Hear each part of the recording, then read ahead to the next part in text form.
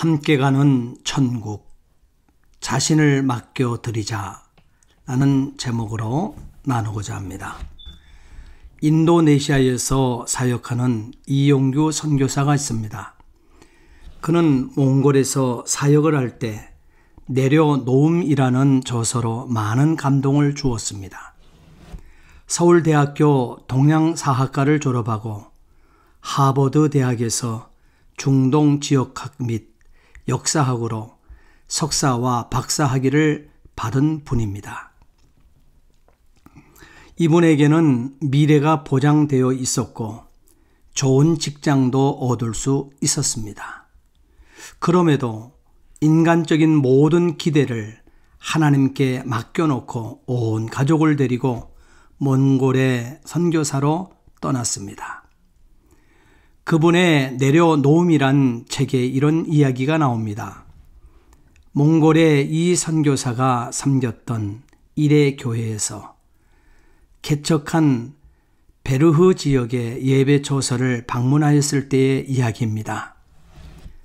주일이 되어 예배를 드리던 중 벌레르라는 자매가 몸에 땀이 범벅이 된 채 교회에 들어왔습니다.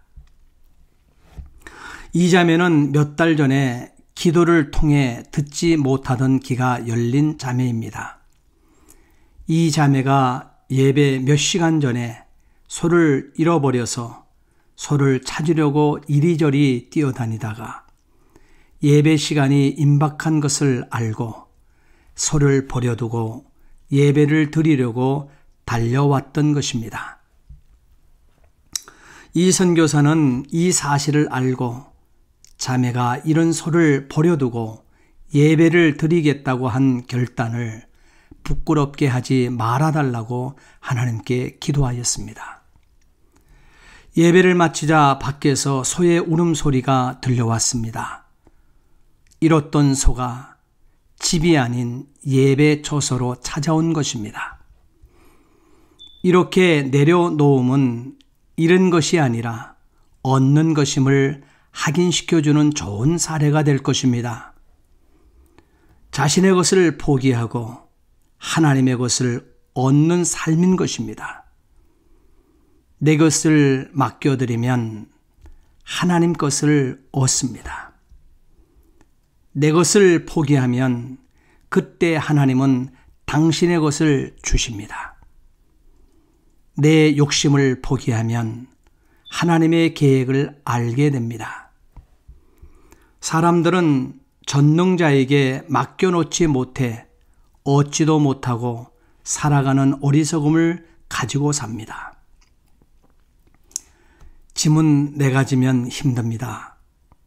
그러나 맡겨버리게 되면 쉽습니다. 맡겨버리는 순간부터 자유함이 있고 평안이 찾아옵니다. 창세기 12장의 아브라함은 하나님의 말씀을 듣습니다. 자기의 의지를 맡겨드리고 하나님의 뜻, 곧 말씀을 따라 본토 친척 아비집을 떠나 길을 나섰던 것입니다. 아브라함이라고 왜 자기 생각이 없었겠습니까? 그러나 자기를 의지하지 않았습니다. 그랬던 아브라함이 양식을 의지하였습니다. 하나님은 의지하던 양심을 끊어 기근이 들게 하였습니다. 시편 105편 16절 기근을 불러 그 땅에 임하게 하여 그 의지하고 있는 양식을 다 끊으셨도다라고 하십니다. 하나님께 맡겨 놓았던 것을 아브라함이 다시 집어든 순간 하나님은 아브라함에게 어려움을 주신 것입니다. 베드로는 배와 그물을 버려두고 예수님을 쫓았습니다. 예수님 앞에 자신의 모든 것을 다 내려놓고 따른 것입니다. 마태는 세간에 앉아 있는 것을 예수님께서 보시고 따르라고 하셨습니다. 이때 마태는 자신의 생명이 걸린 세간을 버려두고 예수를 쫓아갑니다. 예수님께 자신의 전부를 맡겨버렸던 것입니다. 바울은 그 누구보다 예수를 만나 정말 많은 것, 아니 전부를 맡겨드렸습니다. 자신이 가지고 있던 지식, 경륜과 기득권들을 다 내려놓고 배설물같이 여겼습니다.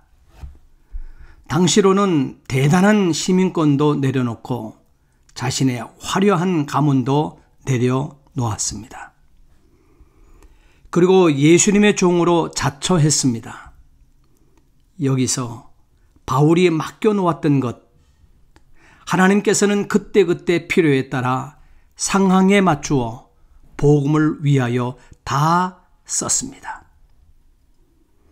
바울이 젊었을 때 예수 만나기 전 자신만을 위해 준비해 놓았던 것들을 이제는 하나님께서 요긴하게 사용하고 있다는 점입니다. 이것이 맡겨버린 자의 자유가 아닐까요? 사탄은 절대 놓지 말고 붙들고 있으라고 놓으면 잃는다고 합니다. 놓게 되면 다시 주어지지 않는다고 끊임없이 유혹합니다. 그러므로 스스로 소득 없는 피곤한 인생을 살게 됩니다. 하나님께서는 시편 37편 5절에서 6절 말씀, 너의 길을 여호와께 맡기라. 그를 의지하면 그가 이루시고 네 의를 빛같이 나타내시며 내 공의를 정오의 빛같이 하시리로다.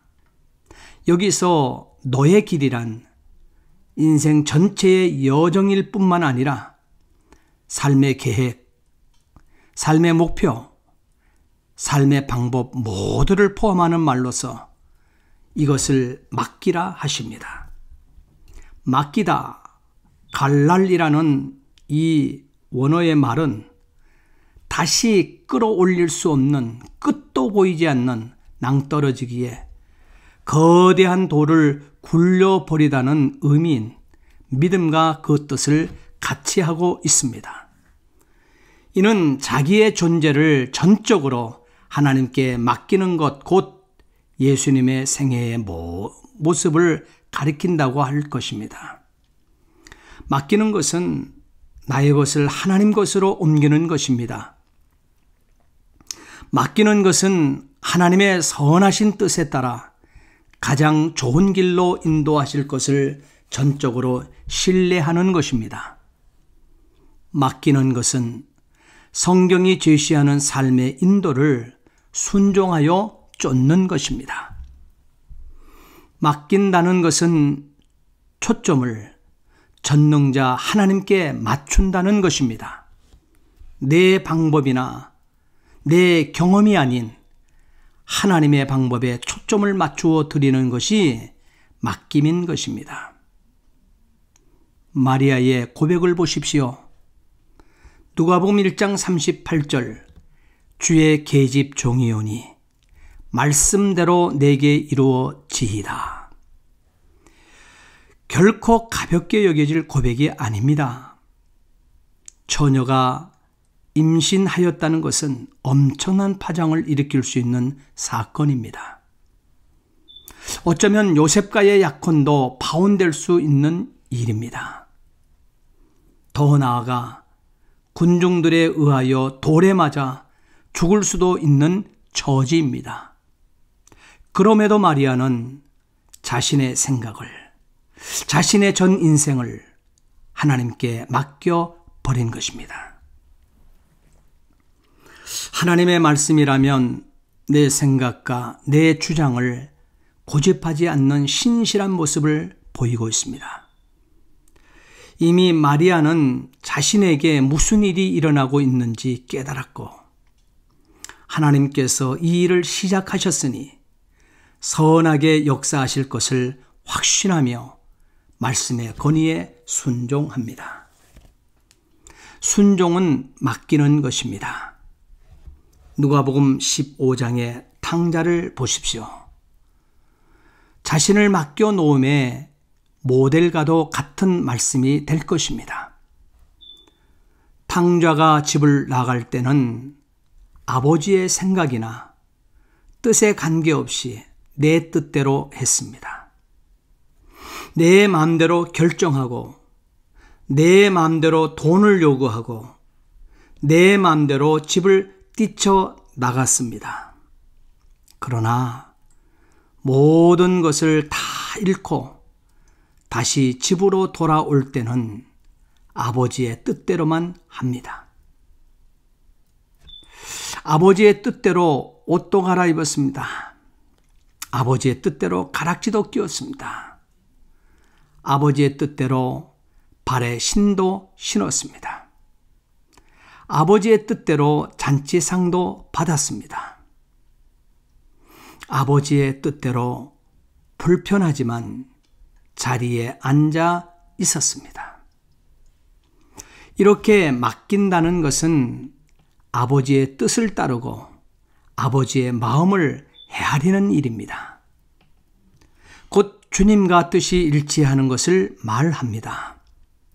주님의 뜻에 완전히 복종하는 몽에라 할 것입니다. 너의 길을 여호와께 맡기라. 그를 의지하면 그가 이루시고 내 의를 빛같이 나타내시며 내 공의를 정오의 빛같이 하시리로다. 시편 37편 5절에서 6절 말씀.